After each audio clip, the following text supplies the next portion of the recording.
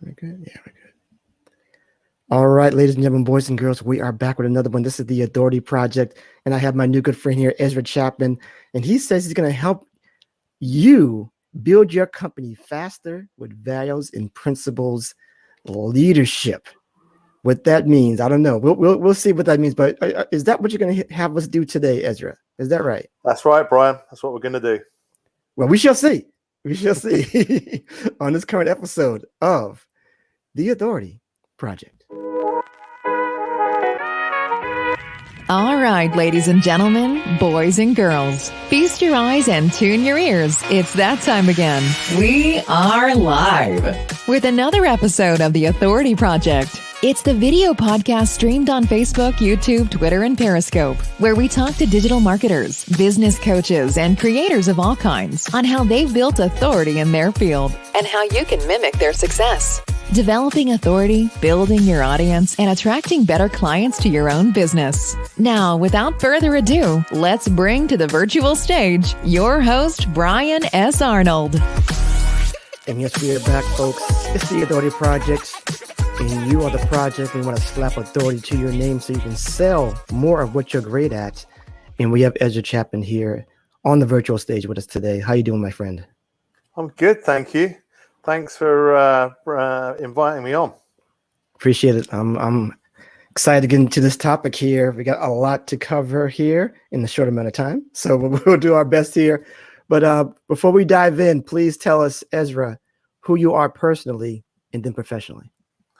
Yeah, great. So Brian, I'm Ezra Chapman. I'm English, and I'm from the south of the UK in sunny Cornwall, but now living in London. And I'm a father of one fantastic young boy, Axel. And from a business perspective, I've been an entrepreneur since I was 16. My first company was 16 years old. And since then, I've built and sold and developed a whole range of different businesses, selling to private equity, businesses in recruitment, technology, services, fintech. And that's where, and right now I'm launching, and we have launched a business called LifeWise, which is an education platform for primary schools in the UK. And my understanding is that's elementary schools over there in the US. God, you're great. I'm glad you covered that. Thank you so much. So that's, I guess, your current project. So you already hit my second question. So we're good with that. So let's go with what your daily routine is. Okay.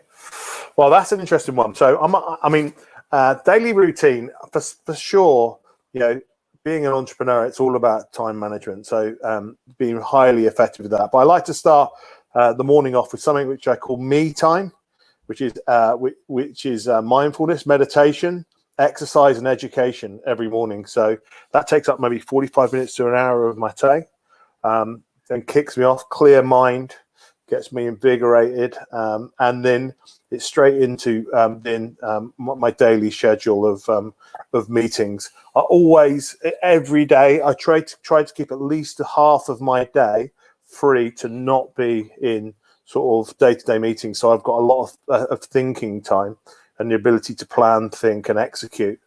And apart from that, it's eating well and resting well outside of it. I love it. Awesome. Good. We got that out of the way. Now let's get right into it, Ezra. Let's dive into this topic about how to build your company faster with values and principles, leadership going on here. So how do we do that? Let's start. What's the blueprint? Well, look, first of all, so my understanding is that you're very passionate about helping and supporting the solopreneur sector. Is that right? Correct. Yes. Yeah, great. Yeah. And so I suppose that's where we all start, right? And I'll ask you in a minute why you're passionate about that, actually, because I don't know the answer to that question. But yeah, so one of the things which having built a whole series of different businesses and had the opportunity to work with some absolutely fantastic people, as your experiences develop, you realize that there are some real common values and principles that start to work for you. And I'm sure, I don't know about yourself, but I'm sure there are certain little things that you say or you do regularly which help steer you in a certain direction. And I've always been a fanatical sort of listener and always researching what other people are doing. And it's, if you know, over there in the US, if you look at the most successful hedge fund owner in the world, Ray Dalio, you know, he talks about Principles is the name of his book. If you talk about Steve Jobs or Jeff Bezos, they all talk about these really strong principles that they have ingrained in their businesses. And what I've noticed, and this comes back to your quest in the solopreneur space, is that those values and principles are something which are hugely important from the day that you start your business. And they really help you to define your company, and then they help provide you, in my experience, they help provide you with a framework to make good decisions. And I think if you think about being an entrepreneur, and a solopreneur in particular, I think that's the time at which you have less time than ever to do more tasks, and it's all about your efficiency. And I think that if you're really clear about your values and principles, that they can give you a guiding framework to make decisions. And one of the biggest challenges that I see with entrepreneurs and solopreneurs is them really understanding or thinking about what the next highest priority thing to do. And often we get sort of lost in the day-to-day administration and less, all of the less important tasks. Yeah. And I think the most successful people I've seen, I don't know about yourself, Brian, whether you see this as well, but the most successful people I see as entrepreneurs and solopreneurs are the ones that are incredibly disciplined around managing their time on their most important tasks. Yeah, that sounds about right. That sounds about right. So I like how you're saying like the values and principles. I've heard this many times. Yep. Values, especially values or core values is a lot of big buzzwords about that now, Ezra. Absolutely, core values. So why should this be an intricate part of your company? And I'm going to give you two parts of this. Are you supposed to know those values in the beginning? And if not, how do you obtain them? How do you gather that data in yourself or in the people that, that's starting your company? How do you put that together so that they're all one? Yeah, right. Yeah, really great question. Well, I think the answer to that, right, is that first of all, are they super important? They're absolutely integral. And I think that what you need to think about is, Jeff Bezos, the most successful guy on the planet with Amazon, okay? Yeah. He talks about being completely customer centric. So his number one principle at Amazon was to be every decision he made had to be in the customer's interest. What's best for the customer to make this, and that for him became his overarching and the guiding principle, which has led them to really do so well. Yeah. And I think that's the same for all businesses. As a solopreneur, I think you have to be really clear and think and take the time to think what's incredibly important to growing your business, and then your values should really reflect that. They should give you a simple framework that you're not going to compromise whilst building your business.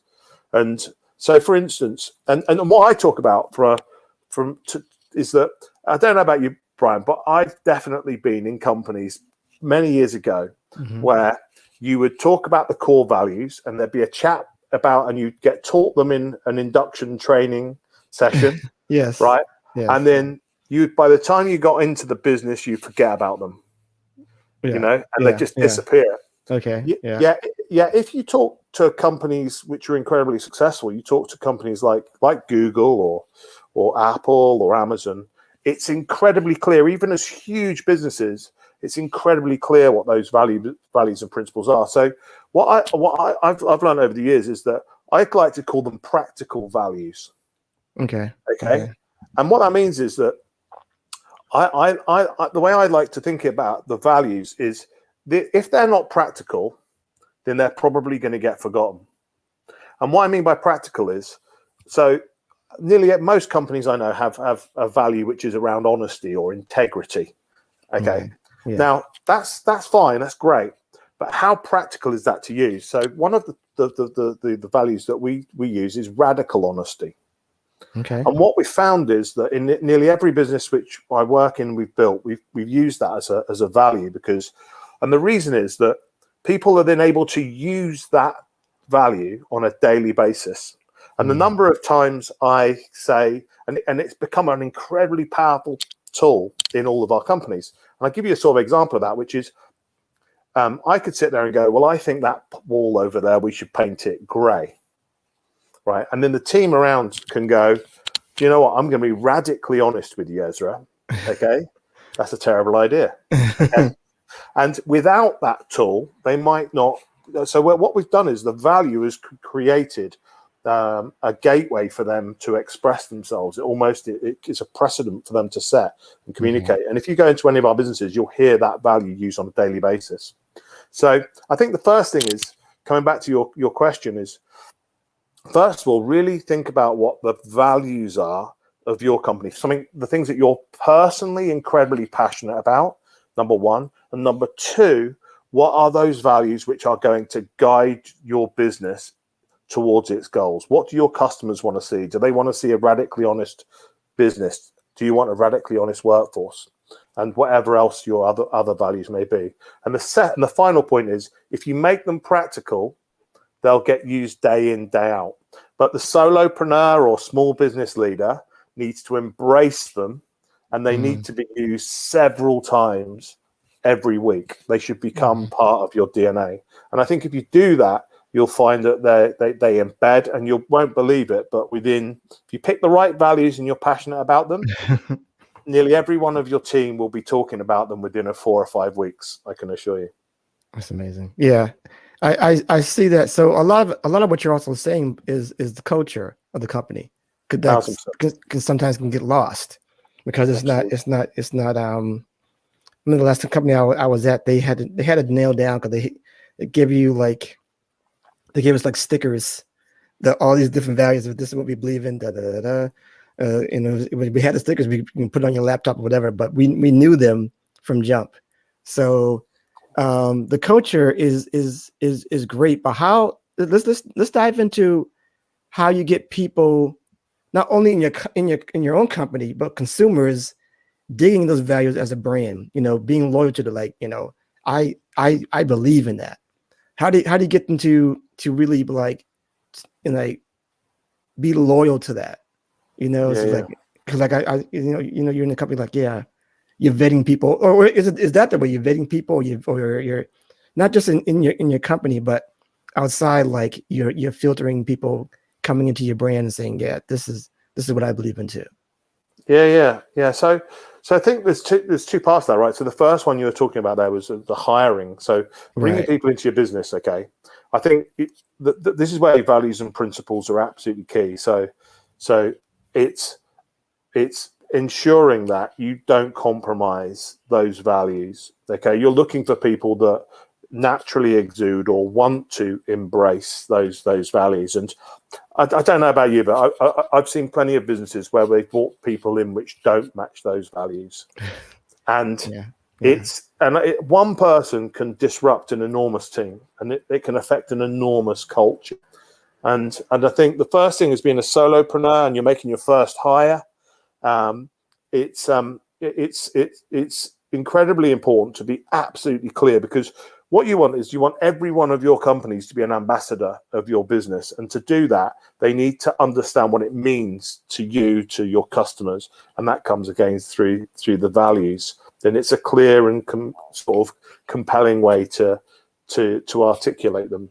And then talking about your customers, I think that if you get the culture right, and you're aligned with your culture, with what you internally, with what you're trying to achieve externally, what you'll start to realize is that your marketing teams will be able to clearly articulate the passion behind your brand, because the team's incredibly passionate about it. We're incredibly passionate about it, and that will lead everything from a marketing comms perspective, from a sales perspective. Every touch point that your customers have with your team, they'll start to see it in the way that social posts are written, or the way that your customer service teams are providing support to the businesses. So yeah, I think they're fundamental, and that leads on to also the principle side as well, which I think values, like we said, are there. But when we move on to these principles, what we're talking about there is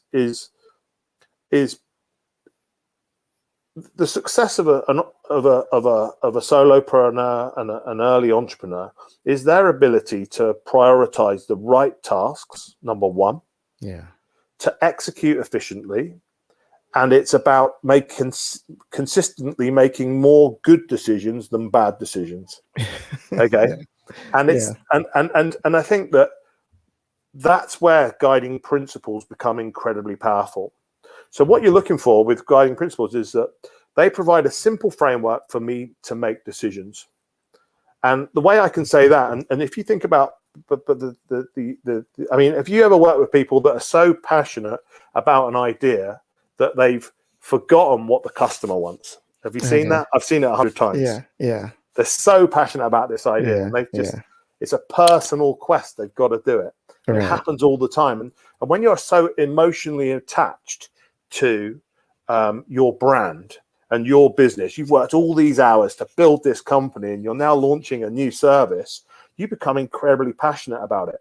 And if you look at Amazon's model, okay, what they do, they have this overriding principle, which is we have to be customer centric. So by an entrepreneur embracing that principle, right, when they're getting super passionate about their new service, okay, they have this guiding principle. They go, okay, this is great, but remember, it has to be what the customer wants. So that principle enables them to separate themselves with all that passion and emotion from making the decision around that service. Right. And it enables them to go, okay, doesn't matter how passionate I am. Remember, my number one principle is to be customer centric. Right. I might love it, but what do my customers think? And it's a great way that all of a sudden they can use that principle to flip from being passionate about their own project or service and flip it into making sure that they've got the feedback of the customer and that their services. And I think that having principles like that, whether it's around culture in your business, whether it's about making the way that you build your products or services, or whether you market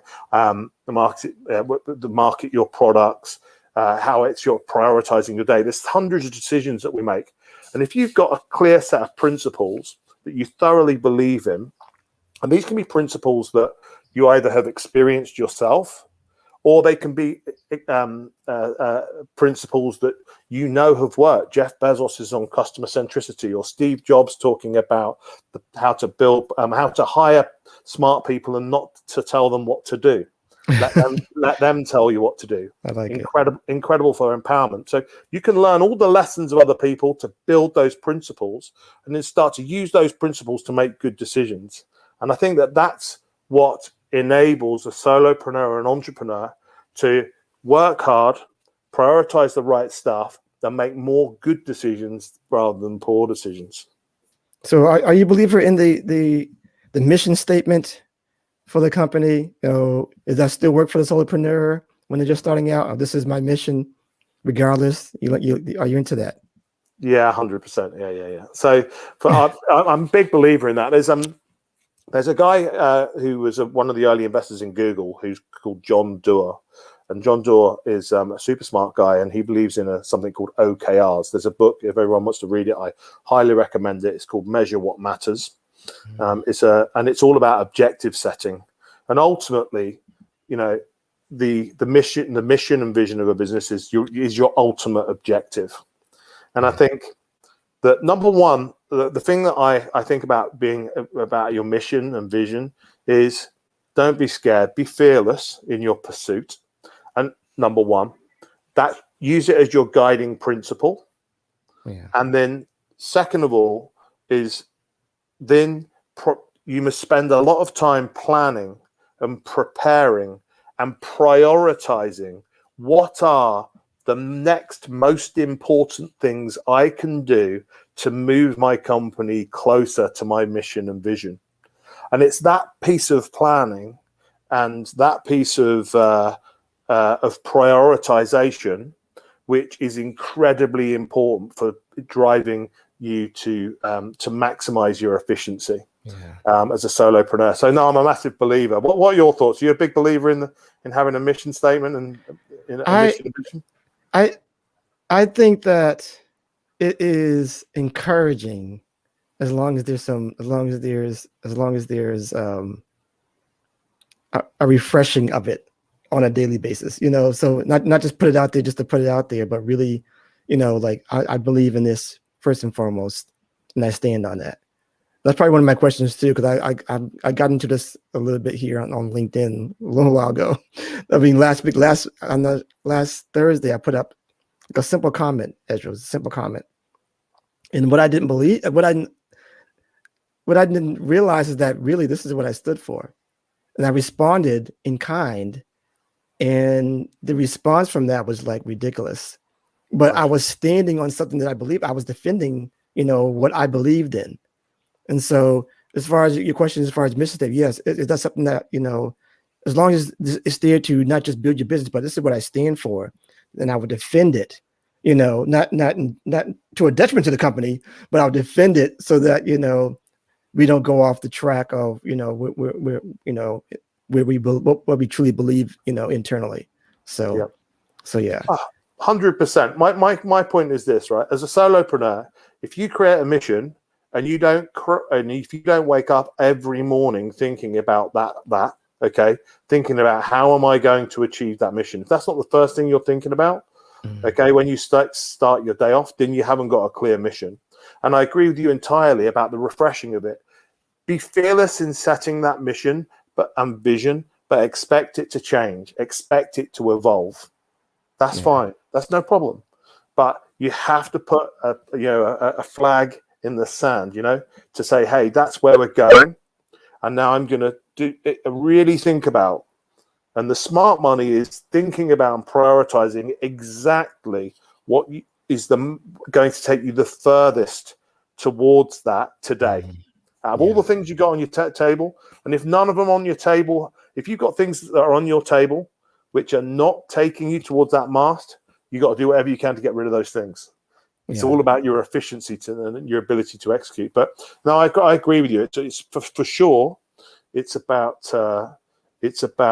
being passionate. If you're not passionate, and I mean, how many companies have you seen where they set up vision and mission, and then again, it's the last thing you hear of? It sort of disappears. Or you can see a leadership team that are actually saying that's where they want to go, and then you feel actually they're driving somewhere else. Yeah. I think sometimes that happens when they're starting to scale and they lose the culture a little bit. They lose from, and you hear it a lot too. This is how we were when we were. I see some people who are like, I wish we were back where we were just one or two people, because things have just changed so much. It's not where it's a different company. So absolutely. I think the other thing is that it's important that if you're a solopreneur or you're starting up, you've got a small team, right? You need to be able to take a step back and look at what you're doing, because effectively, when you set up a mission and a vision statement, you're effectively going on a journey, and you're sat in the car, you're driving, and you're telling everybody, hey guys, we're off to Seattle. That's our destination. That's where we're going.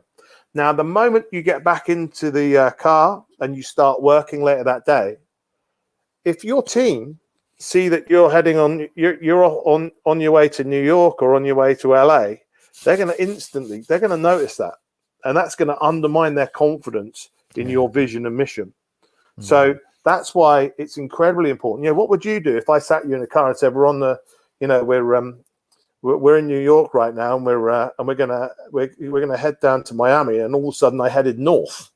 Right. Where are you going, Ezra? Right. Get me out of the car. Right. And I think that's incredibly important for people to recognize how important and how compelling that is for the team around you. Awesome.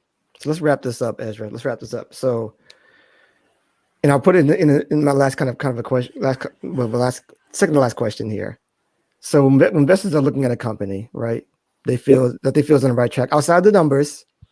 Let's wrap up the components that they want to see outside the numbers, like you were saying.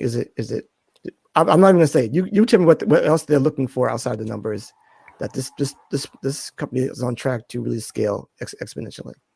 Okay, so let me just understand the question. So what we're saying is that you've got a company, it's growing fast, and you've got someone that wants to invest in it.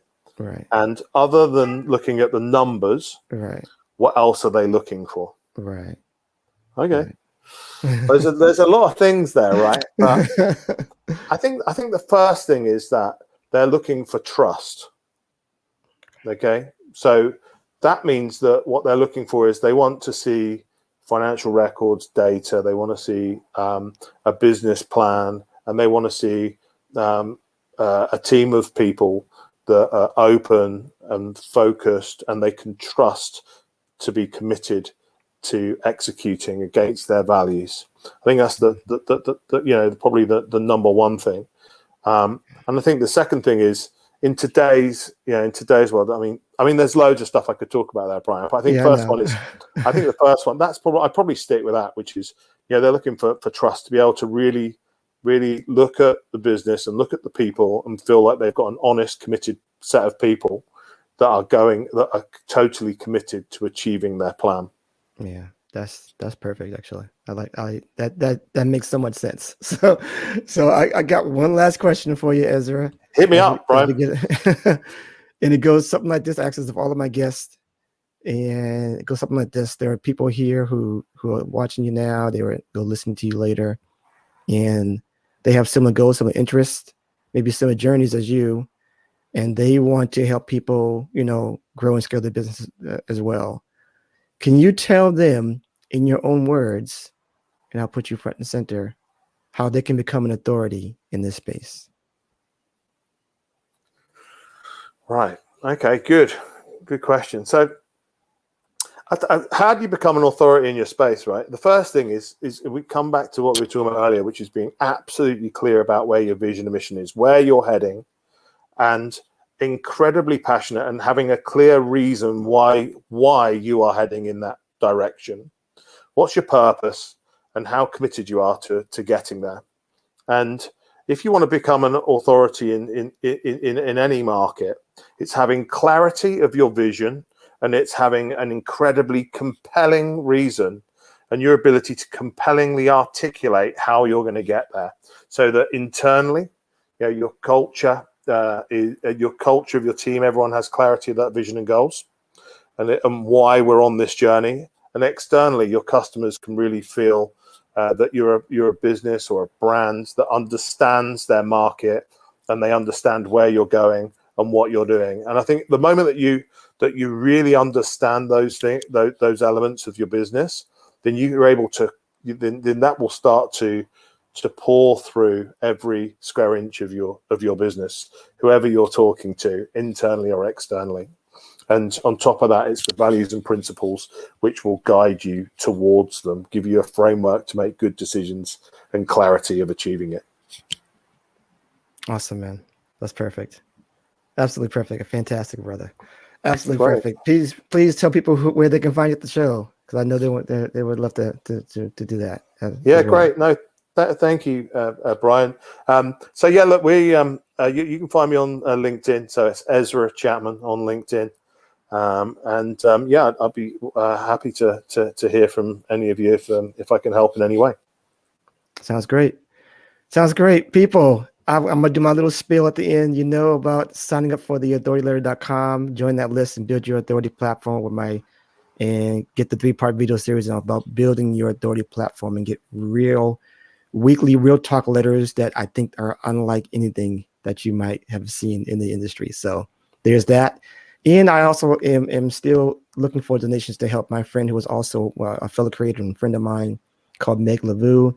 She's also a coffee roaster, and she had an accident, a mountain bike accident, unfortunately unforeseen for her, and it's kind of really put a dip in her business. And she's had to have other people roast the coffee for her, so it's been kind of difficult for her getting over. She was almost paralyzed for this, but lucky for that. So if you can go and help in any way you can, any amount is helpful. Go to helpmeg.com and help her there. Any donation, again, is welcome. So thank you so much for listening for that. And I am done. unless my good man Ezra has any final words to give us before we go. Not at all. Thank you for the invite. Great spending time. You're incredibly grateful for the opportunity to chat with you, Brian, and I hope that your friend is well on the road to recovery as well. Please send them my best wishes. Thank you. I sure will. Everybody, as I always say, remember, build it, share it, and they will come. And we'll see you next time. We're out.